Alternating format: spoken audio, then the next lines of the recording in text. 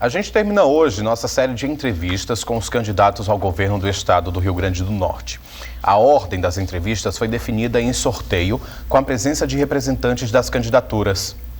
De acordo com esse sorteio, o entrevistado de hoje é o candidato professor Carlos Alberto, do Partido Socialismo e Liberdade. A entrevista terá duração de 10 minutos e, ao final, o candidato terá mais 30 segundos para as considerações finais. Lembrando que a Rádio Universitária também entrevistará o candidato professor Carlos Alberto e veiculará a entrevista amanhã no Jornal do Meio-Dia. Professor, boa noite. Muito obrigado pela entrevista. Boa noite, Adi. É um prazer tê-lo aqui, estar aqui com você. Prazer todo nosso. Começar com uma pergunta que a gente tem feito a todos os candidatos. O Rio Grande do Norte vive hoje uma situação muito difícil. A economia está quebrada, tem o terceiro pior ensino médio do país, é o estado mais violento do Brasil, um dos mais ineficientes. Por que, mesmo nesse cenário tão difícil, o senhor quer ser governador do Rio Grande do Norte? Jardim, eu vou completar. Além disso tudo, é o estado que mais cobra impostos do cidadão. Então, ele é o estado, em relação aos 27 estados brasileiros, não tem um produto ou serviço que o Rio Grande do Norte não cobre as máximas alíquotas de ICMS. Isso retira o poder de consumo do cidadão. Mas, em compensação, ele não recebe nada. Em compensação, ele não recebe saúde, você acabou de falar que é a pior, e o Ibope até atestou. Nós somos o estado mais inseguro e temos o terceiro pior IDEB do Brasil, no médio e no ensino fundamental 2, que são obrigações do Estado. Então é verdade. Isso eu venho constatando e venho falando, que nós somos, o Rio Grande do Norte é o estado onde tem a gestão pública mais ineficiente do Brasil. E por que ser governador de uma situação como essa? Eu sou professor aqui da UFRN há 20 anos. Eu sou professor de gestão. Eu vim para cá com 17 anos de idade, como estudante, e comecei a estudar gestão. Eu estudo gestão há 33 anos. Na primeira semana de aula, a gente ensina princípios básicos que não são cumpridos na gestão pública do Rio Grande do Norte. A gente ensina que as pessoas certas devem ocupar, pelas suas competências, os cargos de chefia, os cargos de liderança. Então, essa capacidade, quando a pessoa tem capacidade e ela tem vocação, ela exerce melhor a sua profissão. Mas aqui do governo do estado não é assim. Os apadrinhados políticos, os cabos eleitorais, eles vão para os cargos de gestão. Então nós vamos romper com isso. Só vai participar da gestão pública no Rio Grande do Norte pessoas concursadas.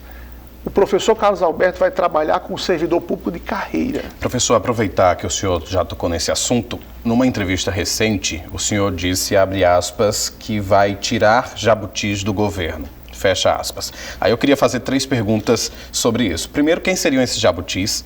Segundo, se o senhor tem uma estimativa de quantos jabutis existem, como nas palavras do senhor, no governo do Rio Grande do Norte? Terceiro, isso significa demissões? Não significa demissões, significa não mantê-los no governo, porque eles não são servidores públicos concursados. Esses jabutis, que são milhares, respondendo a sua segunda pergunta, foram colocados lá por padrinhos políticos. As eleições, quando acontecem, os candidatos no Rio Grande do Norte, eles trocam voto por cargo público. Isso é um absurdo, o Estado está falido. Então nós não vamos renovar, primeira semana, o Diário Oficial vai sair a exoneração de todos os jabutis do governo. Só vai ficar na máquina pública quem for concursado. E com isso nós vamos poder recontratar professores, recompor os enfermeiros, técnicos em saúde, policiais. Nós vamos poder recompor o serviço público funcionar aqui no Rio Grande do Norte. Continuando nessa seara do serviço público, no plano de governo do senhor tem um tópico chamado Pacto pelo Ajuste Fiscal, e nesse tópico o senhor defende uma reforma previdenciária. O senhor aponta mudanças na legislação, mudanças na forma como deve ser gerida essa questão previdenciária no Estado, mas não toca em pontos que preocupam muito o servidor, né? Por exemplo, se uma idade mínima, uma mudança da idade mínima para aposentadoria, aumento na alíquota de contribuição. Essa reforma vai mexer nesses pontos? Nada disso vai ser necessário. nós vamos conseguir fazer uma reforma previdenciária sem mexer na contribuição do servidor público e sem mexer na idade da aposentadoria. Como seria? Como? Pronto. O servidor, ele contribui com 11% do salário dele, né, para a Previdência, para o Fundo Previdenciário. Esses 11% eu vou negociar com os servidores para que esse dinheiro seja destinado para o aumento de capital na Caerne e na Potigás. O servidor público do Rio Grande do Norte vai passar a integrar o Conselho de Administração dessas duas empresas. E esse dinheiro vai ser usado para fazer saneamento básico nas cidades do Rio Grande do Norte. E vai ser usado para expandir a rede de gás encanado da Potigás. Então nós teremos aproximadamente entre 40 e 50 milhões mensalmente de recursos do Fundo Previdenciário aportando na Caerne.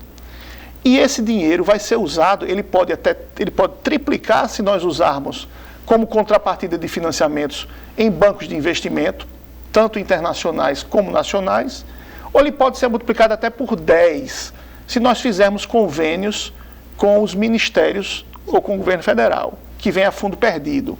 Então, esse dinheiro do servidor público, ele vai ser acionista tanto da Caerne e da Potigás. O saneamento dá lucro, esgotamento sanitário é muito lucrativo. Agora, só uma... Então, deixa eu concluir. E a rede de gás também vai fazer com que as pessoas comprem gás mais barato, certo?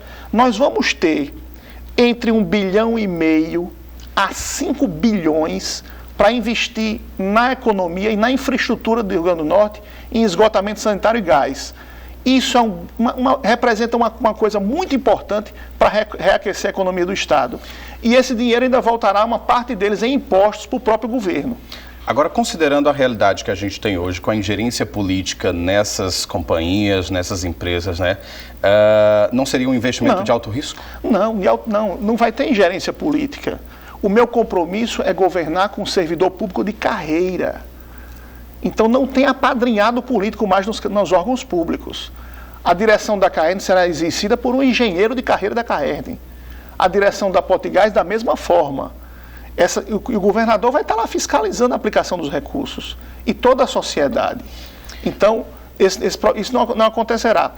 Agora, a outra parte que eu não falei, que é os 22% do Estado, que nós colocamos para complementar a aposentadoria, eu quero avaliar todos os imóveis que o Rio Grande do Norte tem espalhados por todos os municípios, fazer um cadastro imobiliário e nós colocarmos, em vez de colocar dinheiro no fundo previdenciário, nós colocarmos imóveis que têm grande valor.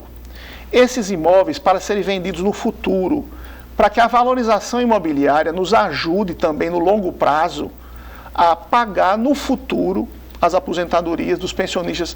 Não vai ter mais problema. Se essas duas medidas forem adotadas, está solucionado o problema da Previdência no Rio Grande do Norte. Professor, as questões são muitas, faltam 2 minutos, mas tem uma que a gente não pode deixar de tocar, que é a questão da segurança. Perfeito. No programa, né, aliás, no programa do senhor não, a realidade do Estado. Hoje o Rio Grande do Norte é o estado mais violento do país e convive com uma realidade que é para o Estado relativamente nova, que é a atuação das facções criminosas. Se eleito, qual é a proposta do senhor para enfrentar esse tipo de crime, as organizações criminosas? O governo federal tem que assumir a responsabilidade nos crimes federais. O Rio Grande do Norte passou a ser rota de tráfico internacional de drogas.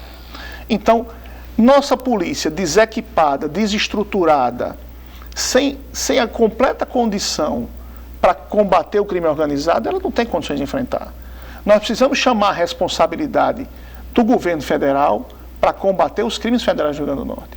Esse grande crime organizado, a Polícia do Rio Grande do Norte sozinha não consegue combater. Nós iremos, tirando os jabutis do governo, recompor com concurso nossos policiais, vamos equipá-los, vamos treiná-los, vamos dar condição de trabalho a eles. Mas nós temos que chamar a responsabilidade do governo federal, porque a falta o desequilíbrio entre o crime organizado e a infraestrutura da polícia hoje é muito grande. Professor, uma outra questão, a gente viu aí no início do TVU Notícias que pela 11ª vez o governo prorrogou o decreto de situação de emergência por conta da estiagem, por conta da seca. Eu li o programa do senhor e em nenhum momento toca especificamente na questão da seca. Fala, claro, na transposição como uma forma de melhorar essa situação. Que propostas o senhor tem, rapidinho, para convivência com o semiárido? A gente tem um capítulo falando da convivência com o semiárido. Está lá no programa, talvez você tenha passado e não tenha visto, mas nós temos lá uma parte falando da importância da convivência com o semiárido. O Rio Grande do Norte vai receber a transposição, mas não avançou com as obras, não sabe nem o que vai fazer com as águas do São Francisco. O Ceará já andou 50% com a execução do projeto do Cinturão das Águas. É uma pena, mas o Rio Grande do Norte ainda não fez nada sobre isso. Tá ok, professor, acabou o tempo do senhor. Muito obrigado pela entrevista. O senhor, aliás, mas o senhor tem agora 30 segundos para as considerações finais, viu? Então, eu quero agradecer a você e refletir. O Rio Grande do Norte não aceita mais 4 anos nesse modelo de gestão lotado de apadrinhados políticos na máquina pública. Vamos dar um basta nisso. Eu conto com você, cidadão, para levantar da cadeira no dia 7 de outubro e mudar o Rio Grande do Norte para nós sermos um estado desenvolvido, próspero, para não ser mais uma vaquinha leiteira, para ser um elefante branco, um grande elefante para mudar esse estado. Professor, muito obrigado, viu? Boa noite.